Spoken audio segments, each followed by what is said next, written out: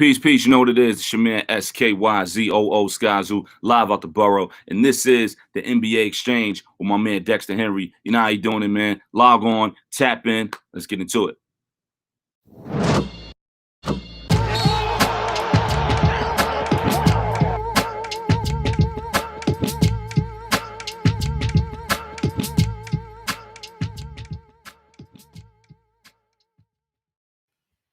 Welcome, everybody, to the Monday edition of the NBA Exchange.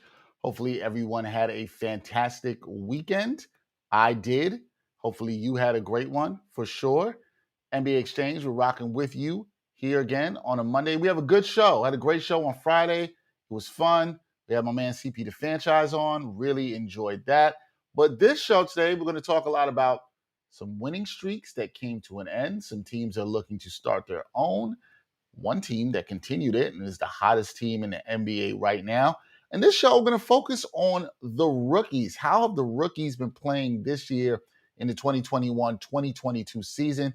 My man, the Blackatologist, guy who's plugged in with college basketball, Jamal Murphy, he'll be joining me at 11:15. We'll talk about that and what's going on with the rookies, who's impressed, who's not been impressive thus far this season. But first up, we got to talk about team that kept things hot, and that is in the Valley of the Sun, the Phoenix Suns. They extended their NBA best winning streak to 8 games. Really hot start for them after they started off a little bit slow. 1-3 to start the season. But now the Suns have won 8 in a row. And you know what'll keep your winning streak going? Playing the Houston Rockets. Houston Rockets, they're not good at all whatsoever. 1-12 on the season for the Houston Rockets. So nothing cures anything for anybody that might be struggling. A game against the Rockets has to feel good, but the Suns took care of business. 115-89 victory over the Rockets. Devin Booker, he's been balling after a slow start, 26.6 assists. This is also impressive for the Suns because they've pretty much been doing this without DeAndre Ayton, and that's really been impressive while they're waiting for their big man to get back. They've been rolling. They've been getting fantastic contributions off the bench from guys like JaVale McGee, who's fantastic. JaVale McGee, 19 points, 14 rebounds in this contest, 9 of 12 from the field. So you got to be impressed with what he's doing. Chris Paul, doing his usual thing, 15 points, but 7 steals. Still impressive at that age. Mikal Bridges, 14 points, as well as 6 boards. So the Suns, they're looking real good. Another reason why you got to look at things and say, hey, teams like the Suns, slow start, small sample size theater, 1-3. They've now turned it on, looking like one of the best teams in the NBA, looking like that team that got to the finals last year. A lot of people doubted, could they do it again?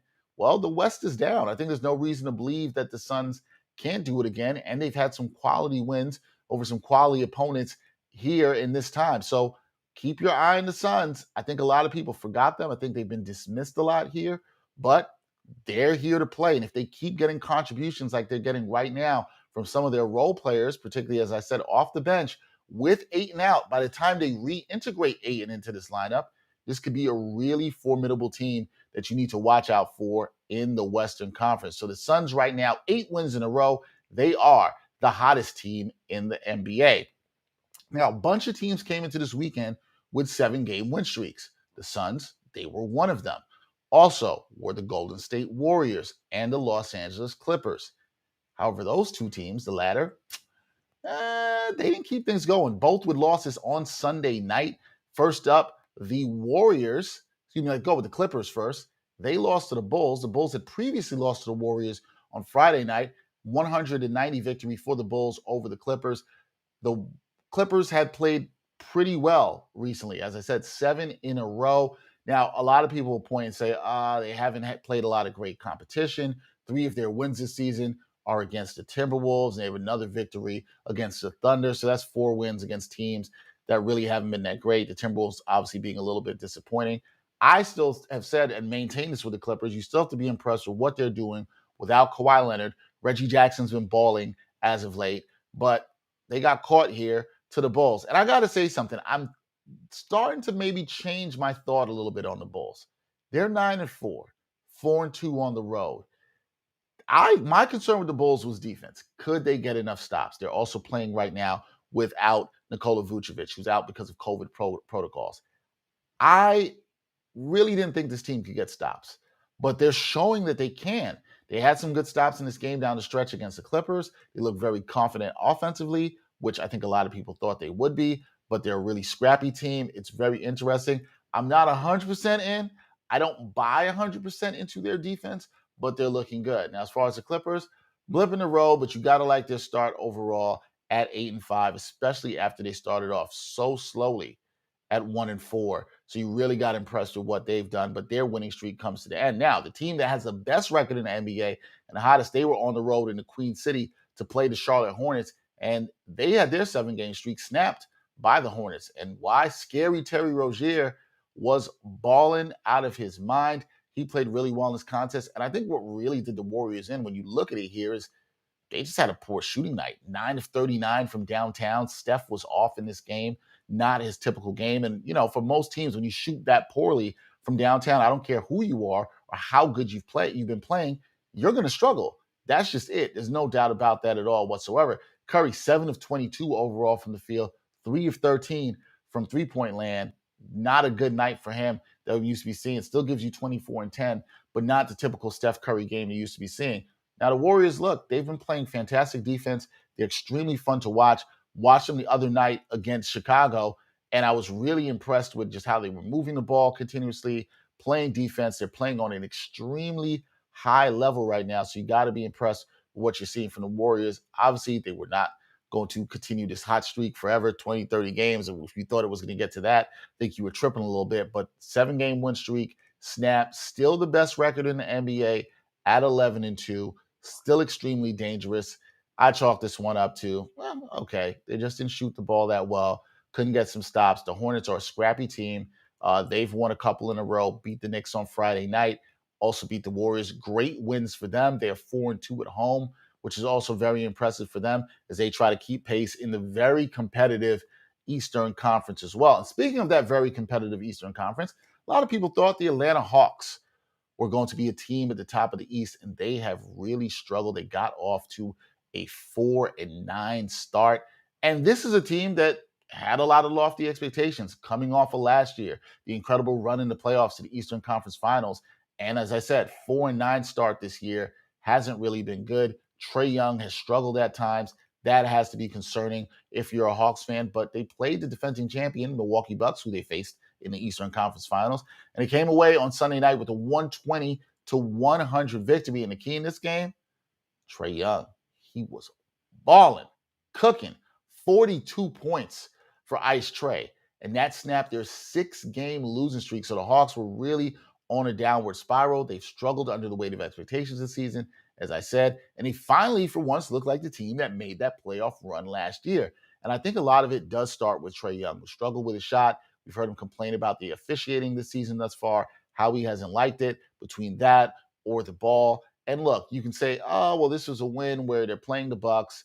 There's no Middleton. There's no Brook Lopez. It's a very shorthanded, different team. And the Bucks have had their own struggles this year, starting at 6-8. But it was the season best 42 for Young. And this is a win they needed, quite frankly. Improves them to 5-9. 4 of their wins, 4 of their 5 wins this season, have come at home. They've played well at State Farm Arena.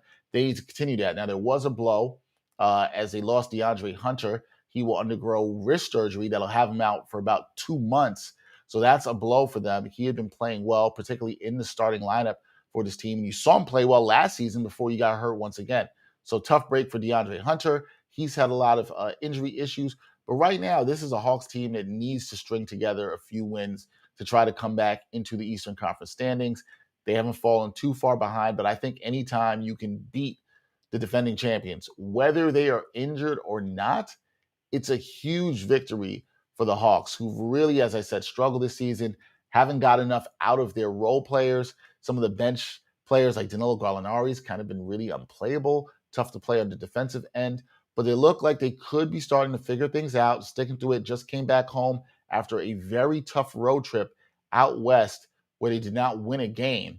6 in a row they had lost, and they come back and get this victory over the Bucks. So it's a great start for the Atlanta Hawks. And when you look at the NBA standings right now, guys, it's really interesting. We'll talk about some of these teams later when it comes to picks. Leading the Eastern Conference right now, at the top of the Eastern Conference with the Brooklyn Nets. Remember, they started off slow. They're now 10-4. the Washington Wizards. Hopefully we'll talk about them later this week on the show. The Washington Wizards are leading the Eastern Conference at 9-3. Wes Unfeld has those guys playing good, and they have a 4-game winning streak. They are the hottest team in the Eastern Conference right now. We know about the Warriors out west, what they're doing. They just lost, but they had won 7 in a row. The Denver Nuggets, they've played really well recently. They have won 5 in a row, so they've been hot, including a game without Nikola Jokic. So they've been looking pretty good, 7-3 in their last 10. Same for the Mavericks. We're now getting to this point, people, around 13 games. The next 3 to 4 weeks are going to be really telling in which teams are able to separate themselves in the standings, which teams look for real, like legitimate playoff contenders, legitimate title contenders, or contenders for the play-in, or who's just going to be really in the lottery. I think there's 2 teams you could absolutely say are destined for the lottery, and right now that is the New Orleans Pelicans, and that is also the Houston Rockets. Those 2 teams destined for the lottery, 1-12, 2-12 for the Pelicans, who just got Brandon Ingram back. The Rockets, 11 losses in a row. I actually think that'll probably continue for a while. We knew they were going to be bad, but they are terrible right now. 11 losses in 8 row. Not good times in H-Town. So, eventful weekend. Some streaks were on the line. A couple were broken. The Suns continue their streak. We'll see if they can make it 9 in a row. Be interesting to see if they can do that and keep up the good play. One other note about the Suns keeping up that good play, this all coming amid the allegations that surrounding the team and Robert Sarver that will not go away anytime soon. So Chris Paul, Monty Williams, those guys looking locked in and focused on their goal of wanting to win a championship, despite all the noise that is going around on the outside surrounding that franchise. All right, we're going to take a break. When we come back on the NBA Exchange, my man, the blackatologist, Jamal Murphy, he's a guy super plugged into college basketball. He's looked at a lot of these rookies that played in the college game, how they're playing in the NBA game. We're going to talk to him about that, and also what it looks like for the 2022 draft. Who are some players, if you're an NBA fan, that you should be keeping your eye on right now? We'll talk about that and so much more when we come back on the NBA Exchange. It's like try to just go over how do you feel about John Gruden? He sucks. He unsurprisingly really sucks. People need to be asking that kind of thing. How common is John Gruden? And the answer is very common, but we need to find out exactly how common. What has come of this sort of social awakening, with maybe perhaps the biggest air quotes ever in sports? But I really believe that they want to see a different and better world for themselves, for their families, for the communities, and I applaud that. However, my caution is with the degree with which these athletes partner with the institutions that employ them to activate that change. I think that is where the danger is, because these dudes, I think they see racism as a liability, not as a cause.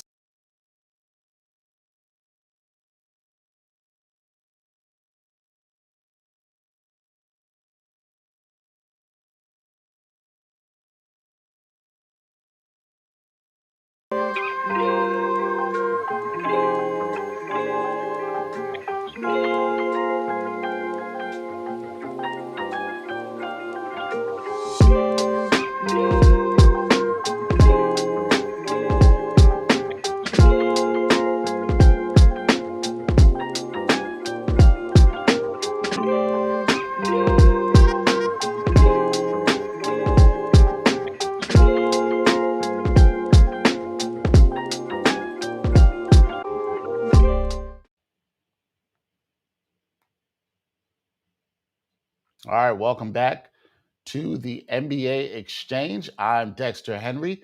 Joining me now on the show, as I said, we're going to talk a little bit about some basketball, rookies, college basketball, how these rookies are looking in the NBA. We're going to talk about all that. And joining me is my guy who's completely plugged in, my man, Jamal Murphy. Murph, what's up, man? How you doing? What's going on, Dex? Great to be here. Yeah, college man. basketball season, like you said. So, I'm hyped. Yeah, I was hyped the other day till I saw my Pitt Panthers I know it's going to be rough for them this season. It wasn't looking too good.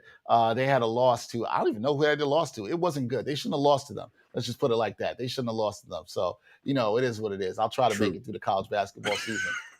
I have noticed Pitt. And you have noticed them. Okay. It hasn't been good. It has not been good. I don't know what Jeff Capel's doing over there yet. I don't know, man. They're rebuilding again. That's a whole nother story. They got to figure some things out. So we'll see what they can do with that. When we look at last year, you came on the show before the draft, and we talked about who you thought could be good in the draft, and you thought this could be a really good draft and a really deep draft. When you look at the start to this NBA season, are you shocked at the amount of rookies making an impact? Because there's a good amount of them who are making an impact here in the league. Are you shocked at the amount that we see making an impact thus far early on? No, not at all. I thought that it was going to be a deep draft, particularly at the top. Very deep. I thought the top 5 at least were going to be very strong, and that's kind of played out. So you have a guy like Jalen Green who went number 2, and I think it kind of I feel like he's probably been the 4th best rookie, but that's not to disparage him because it's been such a strong draft this season. Yeah, it really has. And I think we talk about Jalen Green, who's extremely exciting, and you see the impact that he has made already. Even though you consider him the 4th best rookie, he's still been showing out some nights and still been having some impressive performances. But I want to talk to you, have you on here to talk about some guys who've been really impressive. So let's start with the number 1 pick, Cade Cunningham. He's only played 7 games, and there were some struggles early on that people saw with his shot. But you're starting to see the feel, the all-around game that he has. Have you been impressed with what you've seen from him in the last few games? Yeah, I've been impressed the last few games. Like you said, he's showing that feel for the game. Very patient. He's not one of these rookies who, number 1 picks who comes in and feels like, he has to put up big numbers. He's almost the complete opposite. He's like the ultimate team player. He tries to get everybody else involved, whether, physically with the basketball or even just, talking to players. And you can see his body language. He has great body language out there. You can tell he's the ultimate team player. Like you said, his shooting has been an issue, a huge issue, really. But like you said, only 7 games, but he's shooting 23% from 3. He has 38% effective field goal percentage. So the shooting is going to have to improve. I think it will. It's not like I'm panicking about that, but he's not going to be known anyway as some pure scorer that's going to light you up for 30 on any given night. He's an all-around player. He's averaging 12 points, 5 rebounds, 3 assists. And I think, there's a lot more of that where it came from. I think he started off really slow. He had the ankle injury. So you had to give him a few games to get used to things.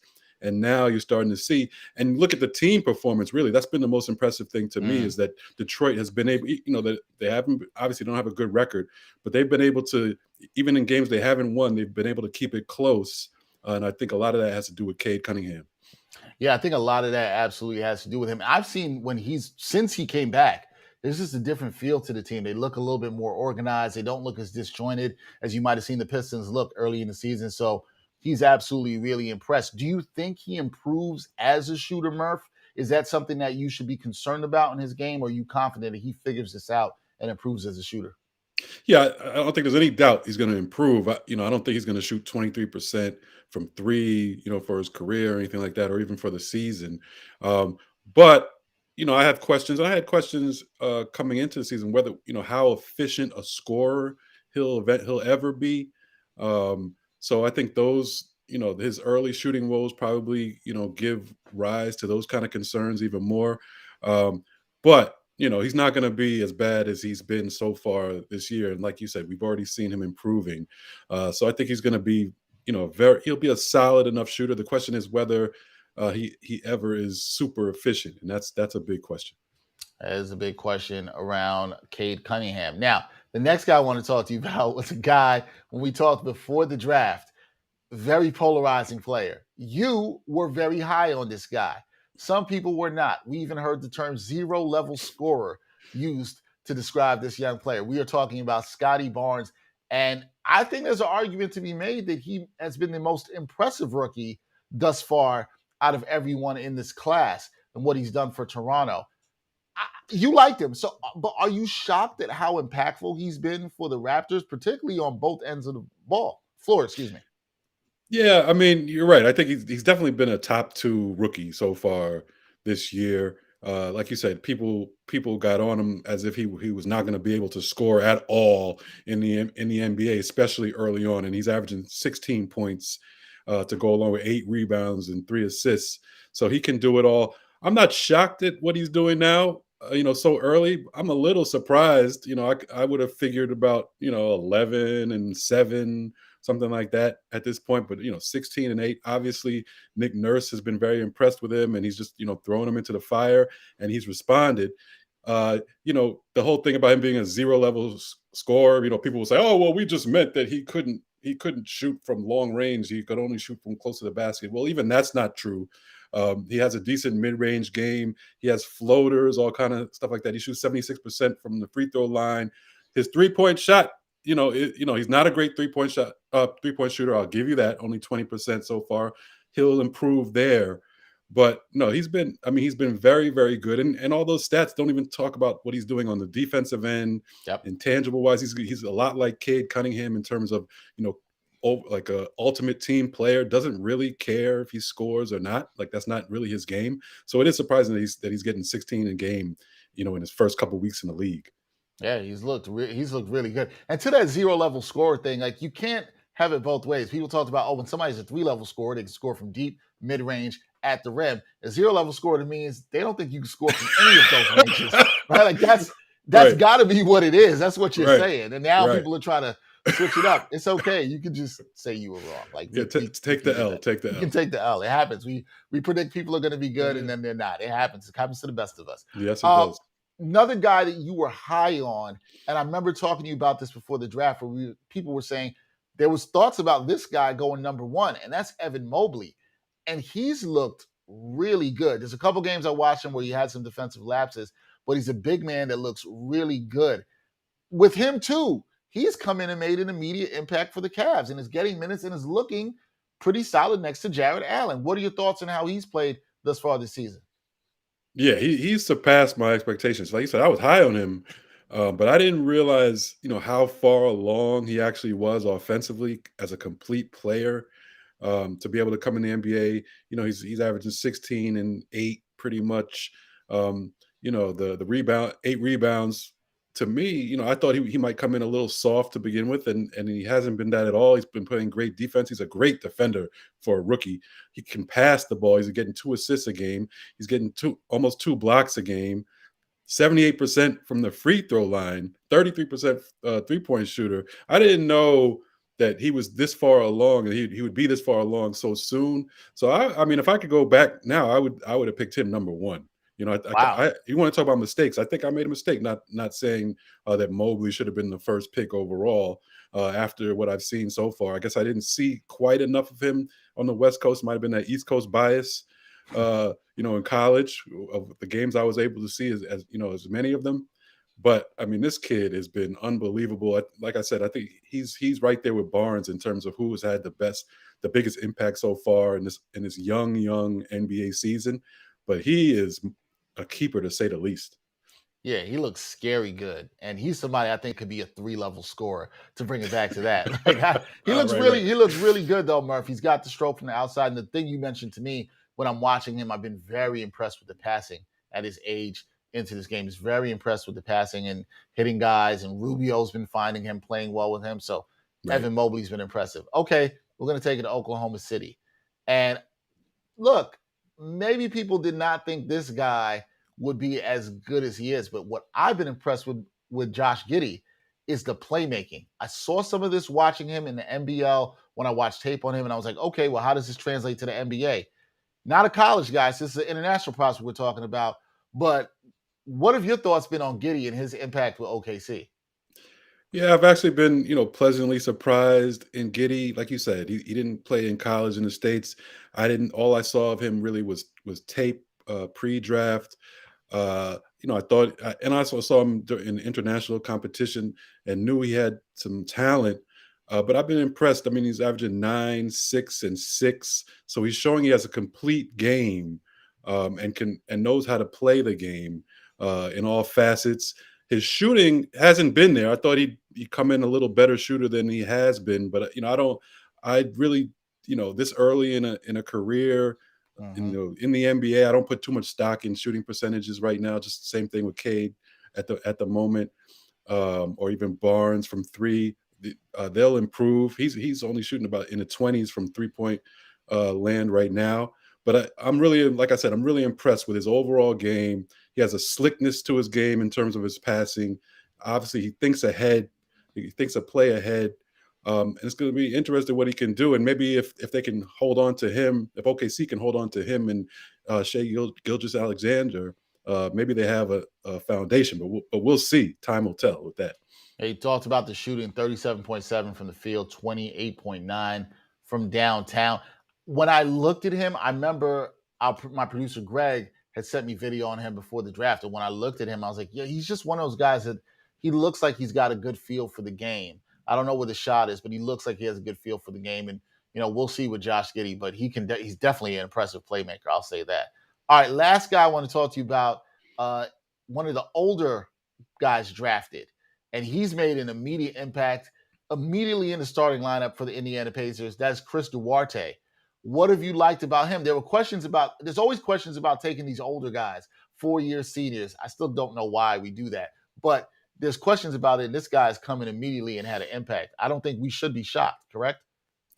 Right. I mean, and that's the whole thing. You take a guy who's 24 years old. The negative is, his potential. That scary word potential is not what you're really looking for. You're looking for an immediate impact because he's older than a lot of the NBA guys when he first comes in, and it's really paid off because he was known as a knockdown shooter in college, and that is completely translated to the pros. He's averaging 14 points, 43% from 3-point range, 52% effective field goal percentage, 77% free throw percentage. So all that is translated. He has the confidence already as an older kid. So he's been able to come in there and do what he does. Now, that the drawback is, how much better will he get? Well, he can still get better in his next few years in the league. So I think he still has a pretty high ceiling, and you've got to be impressed with what he's been able to do right away. He's over the past couple games, I feel like he might be hitting somewhat of a wall, it seems. But if he can break out of that and continue the type of season he's having, I mean, that's just one of the big steals of the draft. Yeah, absolutely. He looks fearless. He'll put up threes, no hesitation at all whatsoever. He's a very confident player. So I like what I'm seeing out of him. All right, Murph, these are rookies who've impressed, right? But, any kind of rookie class, there's going to be some people that are disappointing. Were there any guys, in this rookie class you're looking at right now where you're like, man, they're just not bringing it? I mean, it's hard to say that about guys who, weren't drafted in the top 5. And like I said before, the guys who were drafted in the top 5 or 6 have performed. I guess, Jalen Suggs is a guy, if you want to look at, maybe you expected a little bit more of him, right away going into Orlando. But I mean, he came into a tough spot where I think people underestimated how good Cole Anthony was at that point guard position. So trying to play, 2 point guards together is an issue. But Suggs has also been pretty good defensively, and he's also a big time team player. So you can't really just look at the numbers. I'm a little surprised James Bouknight hasn't gotten any playing time yet, but that's a loaded kind of backcourt there in Charlotte. Besides that, I can't really say I'm disappointed. I always thought Corey Kispert was a reach. Yes, you did. And yes, he hasn't really done anything yet, but I don't want to just kill his whole career. He still has time. All these guys have time. I can't say there are too many guys I'm disappointed in, but there are guys who obviously, weren't ready from the start. And it was really only, like I said, only like 5-6 guys who actually came in ready. So I'm not going to hold it against these other guys who went a little later in the lottery in the first round. Yeah, Jalen Suggs. He has not shot the ball well, but I think you hit the nail on the head with him. He's defended well. That's the one thing I've seen. He's been getting the minutes because of the effort. On his team, I don't know if this was a guy that surprised you, but Franz Wagner has been pretty good Yeah. in the minutes he's played, looking better than his brother. Have you been impressed with him? Yeah, I was a little impressed with him, especially in the beginning, very, very early in the season. He put up some big numbers, had some big games, had a big dunk on someone. I can't remember who it was. It definitely raised my eyebrows because I actually killed him. I killed that pick. Yes, yeah, you at the, did. I at the, remember that. at the I beginning remember that. because I just didn't see it from his time in Michigan. But everybody felt that he had a lot of potential. He had great size and versatility and things he could do at that size. So they were projecting forward, and it seems like they've been able to develop him somewhat there. I'm still undecided because after that early start for him, he's kind of calmed down as of late. But we'll see. I mean, right now, I can't smash the pick like I would have wanted to, but he's surprised me so far. I'll give him that. All right, we got any belief in Corey Kispert getting it done down there in Washington, D.C.? Maybe a couple of years from now. My joke was, I always joked about people in the draft were comparing him to Joe Harris of the Nets, and I'm like, okay, Joe Harris was a second round pick. Take this kid in the second round, and wait 4 years for him to develop. So if he can contribute at all in his first couple seasons, he'll be ahead of schedule as far as Joe Harris is concerned. I just felt like he just wasn't good enough or didn't warrant a lottery pick. That was my thing. Yeah, you were definitely consistent on that. All right, people are always looking ahead to next year's draft and who they should be keeping an eye on in college basketball. So for the people who might not be college basketball fans watching or listening to this, who are some players they should be looking out for that you think could be at the top of the draft next year? Well, you talk about the top of the draft. I think now it's really just a 2, maybe 3-man race, and it's between you had Chet Holmgren, which was the number one. He was the number one kid coming out of high school. He's at Gonzaga now, 7-footer, really can do it all, fluid. But he's gotten off to somewhat of a slow start, particularly in their last game against real competition when they played Texas. He didn't do much at all, and you could tell that people were kind of able to bully him around down low.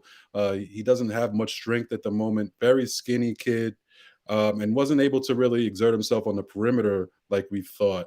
So, I'm not sure if he was the number one. He was the consensus number one pick coming into the season. I'm not sure anymore, and especially when you look at a guy like Paolo Banchero for Duke, who has been impressive and has looked the part early in the season. He's 6'10", 250 power forward, and he also has a perimeter game, but he's stronger, and he also has an inside game, and he just looks more ready at the moment. So I think he's probably leading in terms of being that number one pick. And then you got a guy like Jaden Hardy, who was a high school phenom, shooting guard, 6'4", but he's not playing college ball. He's in the G League Elite this year. So he's another guy to watch, a la Jalen Green type of game, but a little bigger. So I think it's between those three. I think those three are likely to be the top 3 picks. It's just a question of what order. I like the kid from Duke. My producer Greg put me on him. He looks really good. And I tell my producer Greg this. He sends me highlights of these guys sometimes with the non-conference stuff, and I'm like, yo, they're playing again. Don't get me when they play somebody real. Like, get me excited when they really play somebody. You know what I'm saying? Like, I can't get excited about that all. Like some kid crossing up somebody on some like low Division I school. Like, I'm not gonna be impressed by that. I feel like it's a little bit of fool's gold. There was a kid he showed me, I think it was Peyton Watson or UCLA. Yeah. Have you seen him? What do you think of him? Because he's a really slim kid. I didn't see him against any good comp. UCLA did play somebody good the other day. Forgetting who they Villanova. played. They beat Villanova in overtime. They beat Nova in OT. What do you think of him? He looks like he's got a lot of good potential. Yeah, I mean, they're very high on him down there. I haven't seen enough of him yet. I saw him a little bit here or there, but very, very talented. They're very high on him. We'll see. Get back to me middle of the season on something like that. He hasn't been, Banchero or even Chet Holmgren in terms of what he's shown to date. But he'll have the opportunity. UCLA plays everybody this year. They're a top 5 team for sure. So they're going to be all over TV. So we'll have a lot of opportunities to check him out. Last thing, Banchero. Is there somebody his game reminds you of? Because I was very impressed in what I've seen for him in the small sample size I've seen. But is there somebody he reminds you of right now at that power forward position? I can't really. That's the interesting thing about him. I can't really think of anybody right now because he's so smooth, but so big. I can't think of anybody like that yet. You know what I mean? Because he can dribble, he can pass. He's smooth at the same time, but also powerful. 6'10". There's nobody I can really think of at the moment.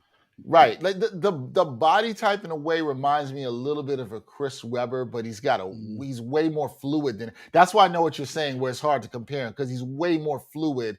And Webber was yeah. a freak athlete too. Like Yes. Webber, like he's not doing what Webber. He's not just dunking on everybody. Right. Webber was Webber banging was on people. Right. Like Webber. Like people forget about Webber in his prime, or even in college to his prime. I mean, the guy was like a freak athlete at that size. You know what I'm saying? Like, and graceful. You know what I'm saying? So I haven't seen a Webber in a long time. Right. Yeah, he had the power explosion, and Banchero's really good at handling the ball in the open court from what I've seen this for. And just smooth is a good word. That's Right. the perfect word. We'll see where he finishes and if he can end up being the top pick possibly in the 2022 NBA draft. But that'll be coming up, Murph, and then we'll be able to talk about who we like, who we don't like, who's a 0-level scorer, who's a 3-level scorer. I can't wait. I know you can't wait. The evaluators come out of the woodworks. Yes, out of the woodworks. Unlike Murph, who's plugged into this all year long, for sure. You can check out his work on The Undefeated and a variety of other places. That is my man, Jamal Murphy, the Black Etologist. Murph, thanks for joining me on the NBA Exchange.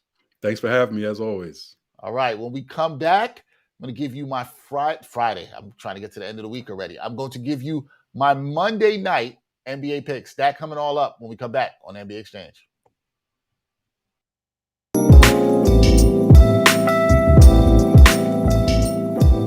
We are all adjusting to this new climate together. We're doing things a little bit differently because the world is different since the last time we did a podcast. And we are still bringing you the podcast you love while living that quarantine life. You use deodorant every day or no? Yes. During the quarantine? Hell yeah. Still discussions of sports, music, and pop culture in a pod where it ain't hard to tell who keeps it real. Don't say that you don't see race. Whenever you say you don't see race, it just shows me how privileged you are in a situation that you don't ever have to think about race. No, look at the words I'm using. Perhaps, possibly, maybe. Is it the smartest thing? Probably not. Is it too soon? I would say so. I went through so many things being short, and just people would always underestimate me and always tell me, you're not going to make it, you're not good enough. I know. But I told you, Dex, come on, son. We just talked about this. Whether you listen or watch, stay home, be safe, and subscribe to the Ain't Hard to Tell podcast on YouTube or your favorite audio streaming platforms today.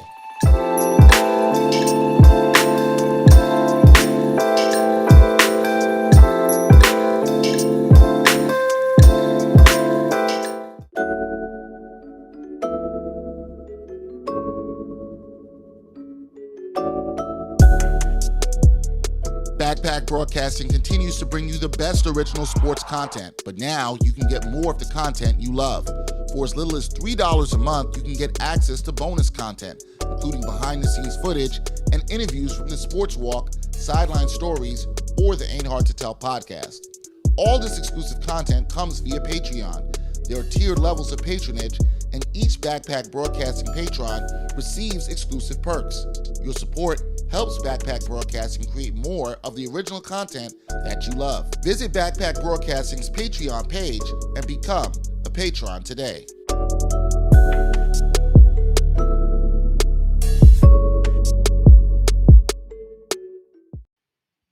All right, welcome back to the NBA Exchange. We're going to get into a little bit of NBA picks, but just saw a report that came out from The Athletic. I want to get this right here. This was written by Shams Charania and Sam Amick on The Athletic, and it was titled, Kings Luke Walton on the hot seat again, won't be given the same leeway as last season. This according to sources. And the pressure's mounting on Sacramento Kings head coach Luke Walton. Once again, the Kings are off to a 5-8 start. They're in the middle of a 4-game losing streak, heading to Detroit, who they will play tonight. And sources say the third-year coach's job status will likely be in peril soon if the current slide continues. Kings started the season 5-4. As I said, 4 losses in a row. and they have the longest playoff drought in the National Basketball Association at 15 years. So it's interesting when this stuff leaks at this time, this early in the season. The Kings are a franchise that are starved to make the playoffs, as I stated, and Luke Walton just hasn't got the job done. However, I'm not sure how much of this is Luke Walton. I'm not sure Luke Walton's ever lived up to the coach that he could be. He didn't totally get a fair shake in LA. He had young players, and then by the time they got LeBron, he was then out of there. He then goes to the Kings. The Kings have been a mess with the front office. They haven't necessarily put together a great roster. They have drafted decently in the last few years. Halliburton looks like a player. Davion Mitchell looks like a player. Marvin Bagley, obviously that was a bust. They took him over Luka Doncic. That was a huge mistake. Or you could even say Trae Young, huge mistake. So things haven't been good, and I'm not sure if all of it is Luke Walton's fault, but that is something to absolutely keep your eyes on around the NBA. If they continue to lose, the talk around there in Sacto will get louder about Luke Walton being on the hot seat. All right, Monday night NBA picks. Not Friday like I tried to get you guys to before. We don't want to do that. I got 3 games for you tonight that I think are really good to bet on. One is a team we mentioned a little bit earlier. They are at the top of the Eastern Conference. That is the Washington Wizards at 9-3. They are hosting the New Orleans Pelicans 2-12. It'll be the second game back for Brandon Ingram. He missed 7 games with an injury, and now he's back. So this is the surging Wizards. They've been hot. They take on the struggling Pelicans right now. I think this is a game where at home, Wizards have been playing good. They've been rolling. Wes Unseld has been playing extremely efficiently. They're 11th in points per game, something that I like. The Pelicans, they struggle to score, 26th in points per game. Another thing I've loved about the Wizards, they're a fantastic rebounding team. Montrezl Harrell, Daniel Gafford, they've been fantastic on the boards. They're third, so they're getting a lot of offensive board. Second chance points, really like that totally from them. So when it comes down to that, look, when there are these polar extremes and it comes to betting these games, and there's one team that does something really well, like put the ball in the basket, and another team doesn't, man, I'm always going with the team that can put the ball in the basket, especially if they can play a little bit of defense, which the Wizards have been able to do. The line in this game, the Wizards are favored by 4.5 points. Surprise is that low. Pelicans have looked terrible. I know they just got to win. I know Ingram's been back, but that team has really been struggling, and the Wizards have been playing really well. I like the Wizards in this. Give me the Wizards minus the 4.5 as favorites. Take the Wizards there. I think they keep their streak going, and they improve to 10-3 with a victory over the lowly, struggling Pelicans, in which we have no idea when Zion Williamson is going to return. All right, second game of the night.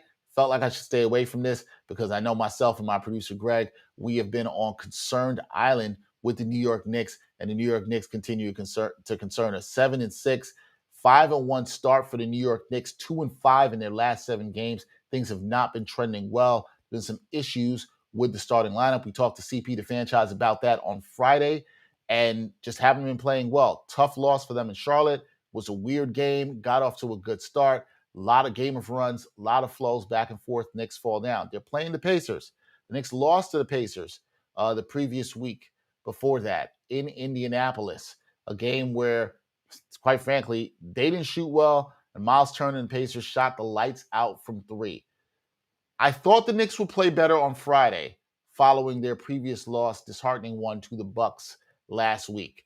They did play better for the most part, but they didn't clean some things up that I think they needed to at the end of the game. I think they're back home. I think they're rejuvenated. I think they remember what Indiana did the last time. I think they will be out for revenge. And I like the Knicks to take this game, even though they're favored by 3.5 points. I don't think this will be an easy one. And a lot of people out there betting on this, according to BetMGM, which we're looking at our odds from, they like the Knicks. 84% of the bets on the Knicks here in terms of the money line, 79% of the money. As far as the point spread, now that's where it's a little bit different. And I think people are looking at the fact that the Knicks haven't been so great in close games here.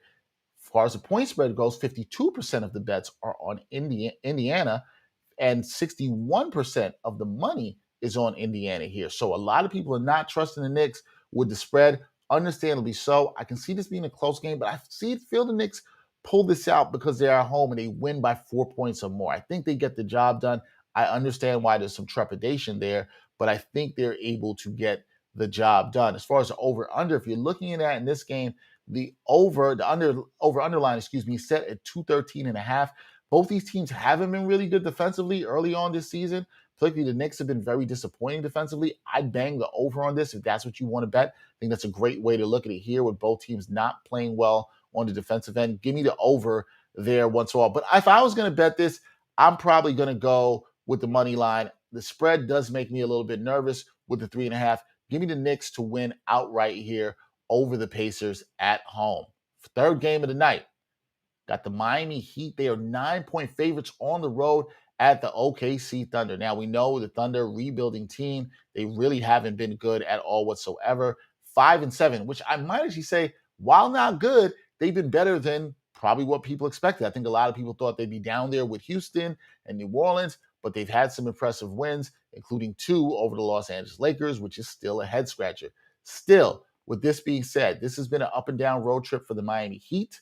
I think that they know they want to close this road trip out strongly. They're in OKC. This is a team that they should absolutely beat. The question about this game is, will Jimmy Butler be playing? That's the one thing. But even if Jimmy Butler doesn't play, even if he's not able to play in this game, I still think the Miami Heat have more than enough firepower to get this done. They're the better defensive team. They're the better offensive team. Jimmy Butler dealing with the sprained ankle. But I think he's a game-time decision as last I saw. So if I was watching this, the line is actually down now to 8.5. Watch out for the Jimmy Butler news before you want to put anything down on this. But I'm still really confident that this team gets this done on the road and can win by 10 or more points. Well, now 9 or more points they would have to do to get this job done. I think they get it done here. Give me Miami against with the minus 8.5. I think they'll win. A lot of people are feeling the same way too. In terms of the point spread, 63% of the bets are on Miami at the minus 8.5, 61% of the money. In terms of the money line, it's even more overwhelming. 93% of the bets on Miami and 55% of the money on Miami there. So a lot of confidence there in Miami right now. I like that. So to review my bets, give me the Wizards over the Pelicans, that minus 4.5. Yep, I think the Wizards cover that spread easily. Give me the Knicks outright over the Pacers at home. Bouncing back, need a home win in a place where the Knicks haven't really played well. I think Tom Thibodeau was definitely preaching to the team they got to start racking up some home wins. And give me the Miami Heat because I just don't trust the Thunder. I think the Miami Heat get an easy win as they look to wrap up this road trip over the Oklahoma City Thunder in Oklahoma City. It's minus 8.5 now. That line has changed, but I think they're easily able to win by 9 or more points with or without Jimmy Butler. All right, that's my picks for Monday night. That is it for this episode of the NBA Exchange. Please remember, if you're watching on Backpack Broadcasting, hit that subscribe button. You're watching on Facebook, hit that like button. And if you're listening, audio of this podcast, subscribe. You can get that into your feed and know when new episodes of the NBA Exchange are coming. But you know when we air. Monday, Wednesday, and Friday, we are always out. We got good stuff coming up on Wednesday. We'll be talking to a writer from Peachtree Hoops about the Atlanta Hawks and their slow start to the season, although they bounced back with a win last night against the Milwaukee Bucks. We'll also have Gerard Hector for a little NBA with nuance. You know how we do with that. Also, be sure you want to continue supporting this show or supporting Backpack Broadcasting. You can make a donation, become a patron. Check out our Patreon page right there in the link. Check it out. You can give us a donation. There are different tiers and different perks you get for being a patron of Backpack Broadcasting. Also, if you check out our Twitter page, you can also see there's a way to give us donations through Venmo as well. Your support is always needed and necessary for us to continue to create the great work that we do here at Backpack Broadcasting. So, for this episode, Monday 1 of the NBA Exchange, I'm Dexter Henry. Until next time, peace and love, y'all.